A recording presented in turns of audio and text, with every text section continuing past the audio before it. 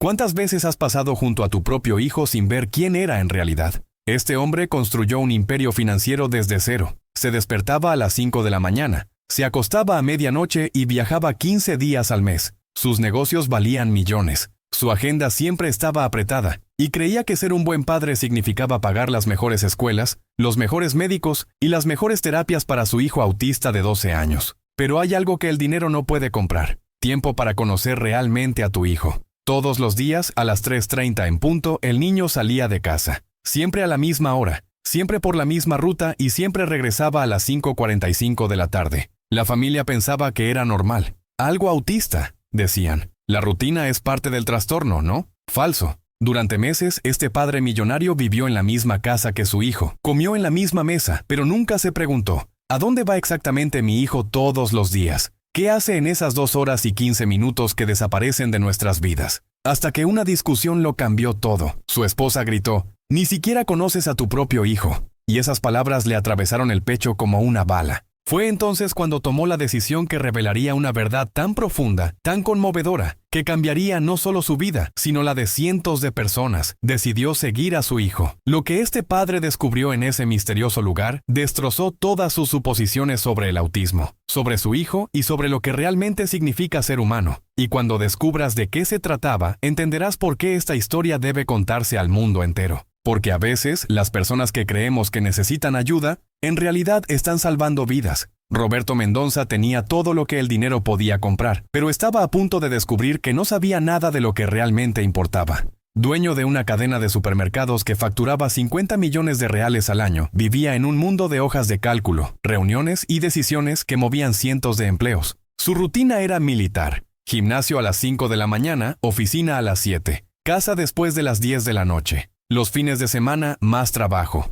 Lucas, su hijo de 12 años, era un misterio que nunca tuvo tiempo de descifrar. Diagnosticado con autismo a los 3 años, el niño era inteligente, pero vivía en su propio mundo. Hablaba poco, evitaba el contacto visual y tenía extrañas obsesiones con los números y los patrones. Roberto pagaba 15,000 reales al mes por terapia. Contaba con los mejores especialistas, la mejor escuela especial. Estoy haciendo mi parte, pensaba. Le estoy dando todo lo que necesita. Pero ¿realmente lo estaba haciendo? Lucas tenía una rutina que desconcertaba incluso a sus terapeutas. Todos los días, a las 3:30, cogía una mochila vieja, salía de casa y desaparecía durante exactamente 2 horas y 15 minutos. Ni un minuto más, ni un minuto menos. Su madre, Carla, lo encontraba reconfortante. Al menos tiene una actividad que le gusta. Debe estar en el parque o en la plaza. Pero Roberto empezó a notar detalles extraños. La mochila de Lucas siempre era diferente cuando regresaba. A veces pesaba a la ida y ligera a la vuelta. Otras veces era al revés. El niño llegaba a casa con la ropa un poco sucia, pero nunca decía de dónde venía. Y estaban las desapariciones en casa. Comida que desaparecía de la despensa. No grandes cantidades, pero siempre algo. Pan, fruta, galletas. Ropa que Lucas perdía. Camisetas, zapatillas que ya no le quedaban. Juguetes que simplemente desaparecían de la habitación. «Lucas está tirando cosas», explicó Carla. «Ya sabes cómo se ponen las personas autistas con los cambios». Pero Roberto presentía que había algo más. El niño no era destructivo, no era descuidado. De hecho, organizaba meticulosamente todo lo que consideraba importante. Entonces, ¿por qué desaparecían estas cosas? ¿Y por qué siempre antes de esas misteriosas partidas? La respuesta lo esperaba en ese lugar. Una respuesta que revelaría que su hijo no solo era especial, era extraordinario de una manera que Roberto nunca había imaginado posible. Roberto comenzó a observar a su hijo de una manera que nunca antes había hecho, y lo que descubrió lo dejó completamente perturbado. La precisión de Lucas era aterradora. 3:28 de la tarde. El chico aparecía en la sala, siempre con la misma mochila azul descolorida. 3:29. Miraba el reloj de la pared exactamente 3 veces. 3:30. Salía por la puerta principal, sin despedirse, sin mirar atrás. Nunca a las 3:29 de la tarde. Nunca a las 3:31 de la tarde. Siempre a las 15:30 en punto. Roberto instaló discretamente una aplicación de rastreo en el celular que Lucas llevaba para emergencias. Lo que vio en el mapa lo confundió aún más. El chico no iba a lugares obvios. No era el parque municipal a 2 cuadras de su casa. No era la escuela. No era la casa de ningún familiar. Lucas cruzaba toda la ciudad. La ruta siempre era la misma. Una caminata de 47 minutos por la Rúa das Flores, la Avenida Central, la Rúa do Comercio, hasta llegar a un punto en las afueras que el GPS marcaba como una zona residencial de bajos recursos. Pero lo más extraño no era el destino. Fue lo que pasó cuando Lucas llegó. La señal del GPS desapareció. Durante exactamente 2 horas y 15 minutos, el teléfono de Lucas estuvo sin conexión. No estaba roto. Roberto lo probó llamándolo varias veces. Simplemente se apagó. Y a las 5:45 de la tarde, como por arte de magia, volvió la señal. Lucas aparecía en el mismo sitio. Volvía caminando y llegaba a casa a las 7:32 p.m. Siempre. Carla, confrontó Roberto a su esposa una noche. ¿No te parece extraño que nuestro hijo desaparezca todos los días durante más de 2 horas? Roberto, por Dios, Lucas tiene autismo. Las rutinas son parte de su condición. Los médicos siempre lo han dicho. ¿Pero qué es este lugar? ¿Por qué apaga el teléfono? ¿Por qué siempre vuelve a la misma hora? Estás paranoico. Quizás encontró un lugar tranquilo donde se siente bien. No le arruines esto. Pero Roberto no podía dejar de pensar. Una persona normal a veces cambia de ruta. Llega 5 minutos tarde. Llega 10 minutos antes. ¿Lucas? Nunca. No era solo rutina, era algo mucho más profundo. Y fue entonces cuando Roberto se dio cuenta de que las cosas que desaparecían de la casa seguían el mismo patrón. Siempre en la víspera de los días en que Lucas parecía más ansioso por irse. Como si se estuviera preparando para algo. ¿Pero preparándose para qué? ¿Y por qué en ese lugar específico? A esa hora exacta. Todos los días. La respuesta lo esperaba al otro lado de la ciudad. Y Roberto estaba a punto de descubrir que algunos misterios cambian nuestras vidas para siempre. Era un martes lluvioso cuando Roberto tomó la decisión más importante de su vida como padre. Acababa de salir de una reunión de directorio donde presentó cifras récord. 12 millones de reales en ganancias en el último trimestre. Todos lo aplaudieron, lo felicitaron, lo llamaron un genio de los negocios. Pero de camino a casa, una sola pregunta le rondaba la cabeza. Si soy tan bueno descifrando números, mercados, tendencias, ¿por qué no puedo descifrar a mi propio hijo? Llegó a casa a las 2:45 de la tarde, antes de lo habitual. Carla estaba en la cocina preparando la merienda. ¿Dónde está Lucas? En su habitación preparándose. Pronto saldrá a dar su paseo. Roberto subió las escaleras lentamente, con el corazón latiéndole con fuerza. Se detuvo frente a la habitación de su hijo y miró por la rendija de la puerta. Lucas organizaba cosas dentro de su mochila azul, pero no eran cosas al azar. 3 barras de pan, 2 botellas de agua, un paquete de galletas, una camiseta que Roberto reconoció. Era suya, una que ya no usaba, y dinero. Lucas contaba billetes de 5 y 10 reales, organizándolo todo en sobres pequeños. «Dios mío», murmuró Roberto. «Le está llevando comida y dinero a alguien». Como siempre, dieron las 3:30 p.m. Lucas bajó, miró su reloj 3 veces y se fue. Esta vez, Roberto lo esperaba afuera, dentro de su auto, con el motor en marcha y el corazón acelerado. «Voy a averiguar qué haces, hijo mío». Seguir a Lucas fue una de las cosas más estresantes que Roberto había hecho en su vida. Tenía que mantener la distancia suficiente para no ser visto, pero lo suficientemente cerca para no perderlo. El chico caminaba con una determinación que Roberto nunca había notado. No era el andar perdido de alguien sin destino, era el andar de alguien con una misión. Rúa das Flores, Avenida Central, Rúa do Comercio. Con cada cuadra, Roberto sentía un nudo más grande en la garganta. El barrio estaba cambiando. Las casas se volvían más pequeñas, más sencillas, las calles menos cuidadas. ¿A dónde demonios vas, Lucas? Después de 47 minutos, exactamente como siempre, Lucas se detuvo. Roberto aparcó a una distancia prudencial y miró a su alrededor. Su hijo estaba frente a un terreno abandonado. No había nada, solo hierba alta, algunos escombros, una valla rota. ¿Ha venido hasta aquí? ¿Para qué? Pero entonces Lucas hizo algo que desmoronó el mundo de Roberto. Miró a su alrededor. Se aseguró de que nadie lo viera.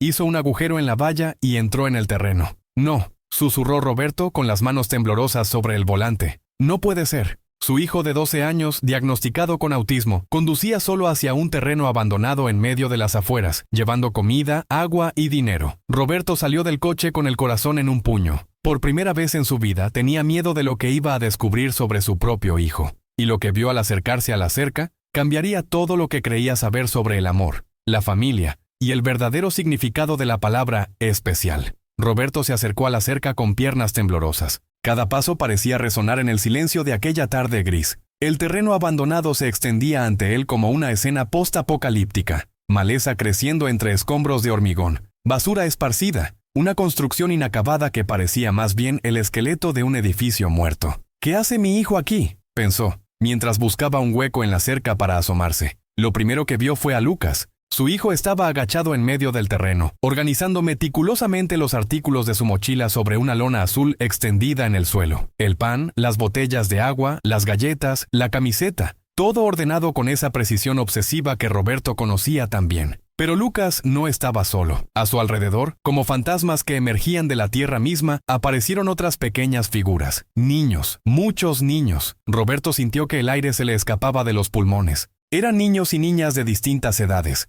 Algunos parecían tener 6 o 7 años, otros quizás 12 o 13. Todos sucios, con la ropa rota, sus rostros delgados marcados por una madurez que no debería existir en ojos tan jóvenes. Niños de la calle. No puede ser, murmuró Roberto aferrándose a la reja. Mi hijo, con niños de la calle. Pero lo que vio a continuación destrozó por completo la idea que tenía de su propio hijo. Lucas, el niño que apenas podía mantener una conversación en casa, que evitaba el contacto visual con su propia familia, repartía la comida con una facilidad impresionante. No había vacilación, no había incomodidad. Una niña pequeña, de no más de 6 años, se acercó tímidamente. Tenía el pelo enredado y el vestido rasgado en varios sitios. Lucas tomó una de las hogazas de pan, la partió por la mitad y se la entregó con una sonrisa que Roberto nunca había visto en el rostro de su propio hijo. Gracias, Lucas, dijo la niña. Y Roberto casi se cae de espaldas. Ella sabía su nombre. Todos lo sabían. Un niño mayor, de unos 10 años, se acercó cojeando.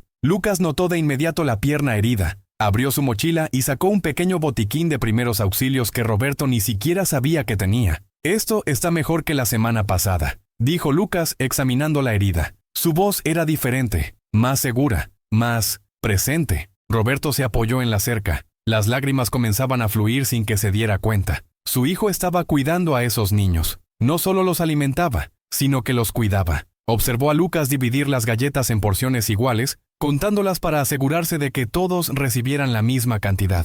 Lo vio quitarse la chaqueta y ponérsela a un niño que temblaba de frío. Lo observó recoger los sobres con dinero y entregárselos a los niños mayores, susurrando instrucciones que Roberto no pudo oír, pero que parecían ser sobre cómo usar ese dinero responsablemente. ¿Cómo conoce a estos niños?, se preguntó Roberto. ¿Cuánto tiempo lleva pasando esto?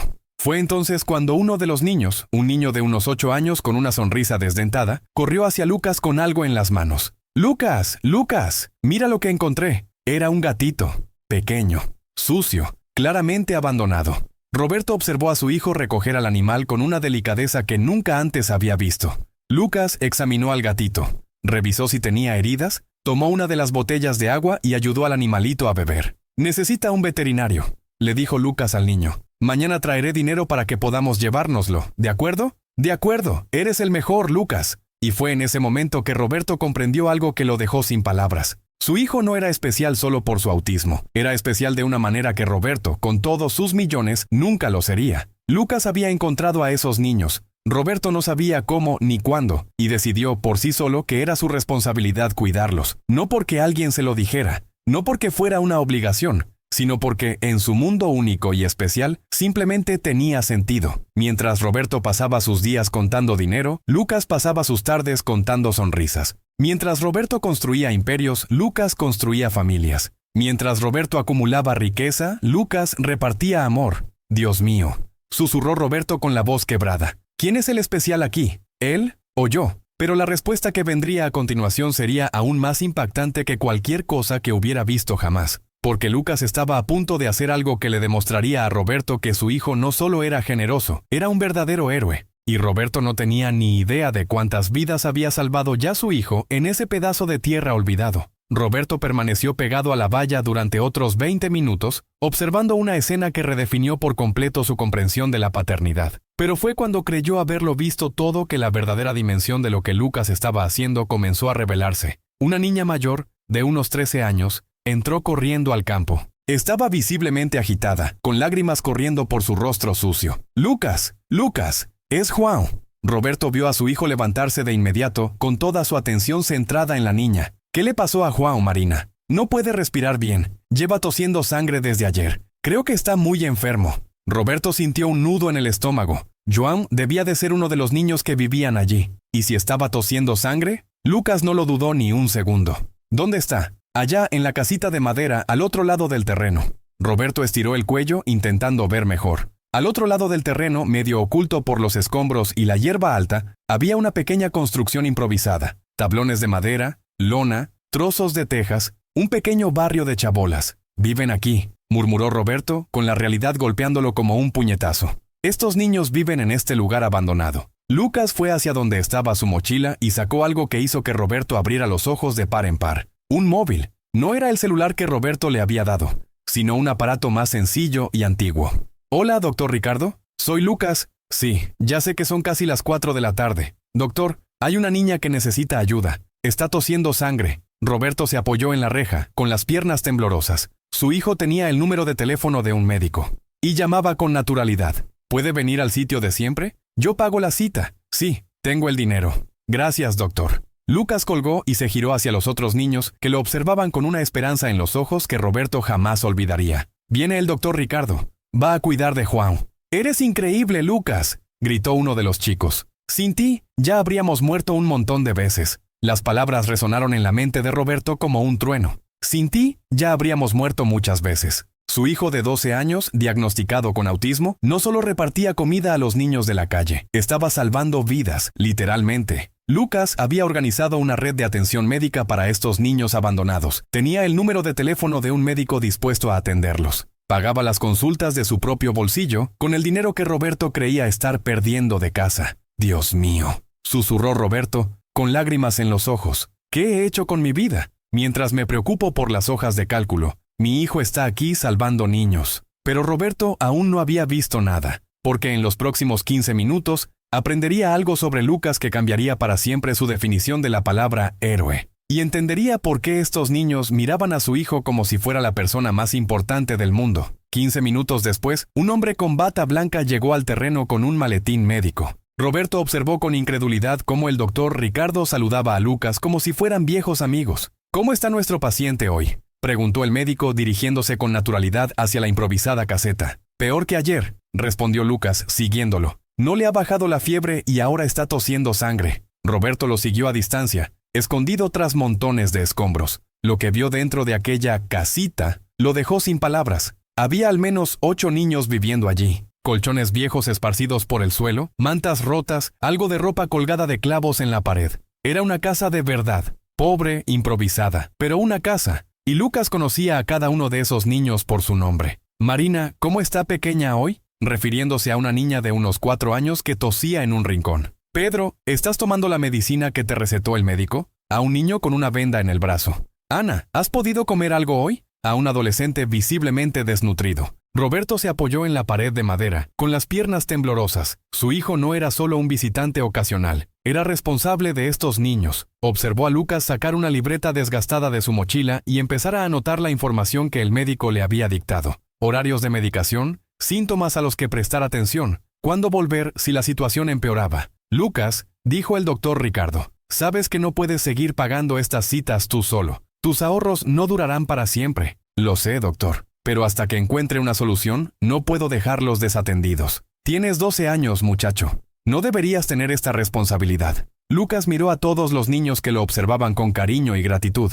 «Si no los cuido yo, ¿quién lo hará?». Roberto sintió como si le hubieran dado un puñetazo en el estómago. En ese momento lo comprendió todo. La comida que desapareció de la casa no se perdió por casualidad. Lucas planificó cada artículo, calculando las necesidades nutricionales de 8 niños. La ropa que desapareció fue para cuerpos que tiritaban de frío cada noche. El dinero que desapareció de la cartera no se estaba desperdiciando, estaba manteniendo con vida a niños. Y su hijo, a quien creía con dificultades para comunicarse, llevaba meses coordinando una operación de rescate silenciosa. «¿Cuánto tiempo?», se susurró Roberto. «¿Cuánto tiempo lleva mi hijo salvando a estos niños?». Fue entonces cuando escuchó a Marina responder a la pregunta que ni siquiera había formulado en voz alta. Lucas apareció por primera vez el invierno pasado. Estábamos hambrientos y con frío. Nos vio mendigando en la calle y nos trajo comida. Desde entonces ha estado aquí todos los días durante 8 meses. 8 meses. Durante 8 meses, mientras Roberto se preocupaba por las ganancias y las inversiones, su hijo de 12 años estaba literalmente salvando vidas, y Roberto ni siquiera se había dado cuenta de que estaba criando a un héroe. Pero la mayor revelación estaba por llegar.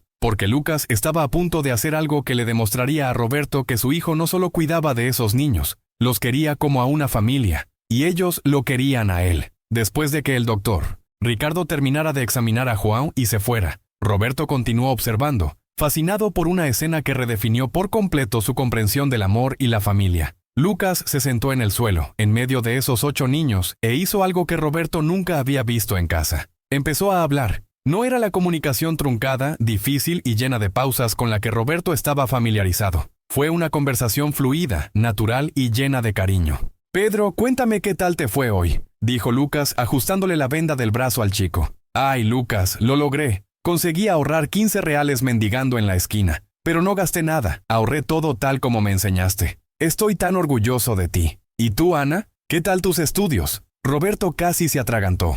¿Estudios? Ana, la adolescente desnutrida, sacó un cuaderno desgastado de su mochila. «Mira, Lucas, he hecho todas las matemáticas que me enseñaste. Y ya puedo leer oraciones completas. Está dando clases a los niños», murmuró Roberto con incredulidad. «Mi hijo les está dando clases». Lucas tomó el cuaderno y examinó las actividades con la misma atención que Roberto dedicaba a los informes de la empresa. «Ana, esto es perfecto. Eres muy lista. La semana que viene te traeré libros más difíciles, ¿vale?» Fue entonces cuando Pequena, la niña de 4 años, se tambaleó, todavía débil por la gripe. Se arrojó al regazo de Lucas con una naturalidad que a Roberto le partió el corazón. «¿Lucas, te vas?», preguntó con voz llorosa. «Sí, Pequena, pero vuelvo mañana, como siempre. ¿Lo prometes?» «Lo prometo». La niña se acurrucó en el pecho de Lucas y él empezó a cantarle suavemente una canción de cuna que Roberto reconoció. Era la misma que le cantaba a Lucas cuando era pequeño y tenía pesadillas. Uno a uno, los demás niños se acercaron. Pedro se apoyó en el hombro de Lucas.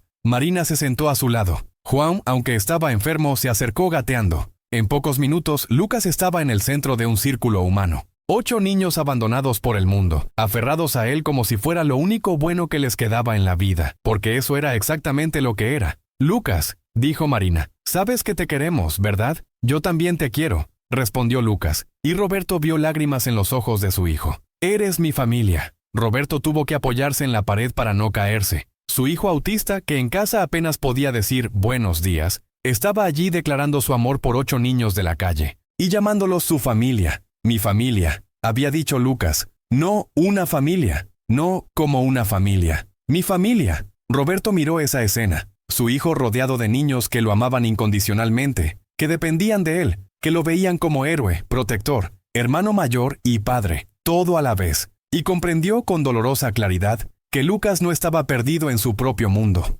Había encontrado su lugar en el mundo, un lugar donde Roberto nunca había pensado buscarlo. Pero la revelación más devastadora estaba por llegar, porque Roberto estaba a punto de descubrir cómo empezó todo, y por qué su hijo había elegido amar a esos niños. El padre observaba desde detrás de un árbol seco, intentando contener la agitación que se formaba en su interior. Esa imagen, su hijo, rodeado de niños sin hogar, compartiendo pan, jugo y juguetes, no tenía sentido.